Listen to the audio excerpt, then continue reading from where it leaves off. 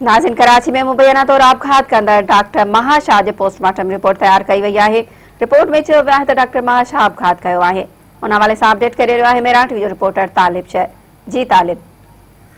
जी जी तो तव्हांखे ॿुधाईंदो हलां त कुछ महीना अॻु कराची के डिफेंस इलाइक़े में डॉक्टर महा शाह जेका गिरोड शरीफ़ गादी नशीन सैयद आसिफ शाह जी धीउ आहे उहा उन ख़ुदकशी कई हुई ऐं संदसि वालिद जेको सैयद आसिफ शाह है उन गिज़री थाणे कराची में FIR दाख़िल कई त मुंहिंजी धीउ खे क़त्ल कयो वियो आहे। क़त्ल में जुनैद ऐं ॿिया उन जा साथी शामिल कया जेका FIR भी दाख़िल थी, लेकिन उन जो पोस्टमार्टम बर वक्त न थियो। उन जे लाइ सैयद आसिफ शाह अदालत में दरख़्वास्त ॾिनी त मुंहिंजी नियाणीअ जो पोस्टमार्टम ॿीहर करायो वञे। जंहिंखां पोइ अदालत सगोरी मेडिकल बोर्ड लंस जी हिकु टीम जोड़ी जेका गिरोड शरीफ़ में दरगाह ते पहुची 15 अक्टूबर ते क़बर जी कुशाई कई। 15 अक्टूबर खां पोइ गुज़िरियल राति देर सां जेको आहे उन जे पोस्टमार्टम रिपोर्ट पधरी कई वई आहे, जंहिंमें डॉक्टरनि इहो ॼाणायो आहे त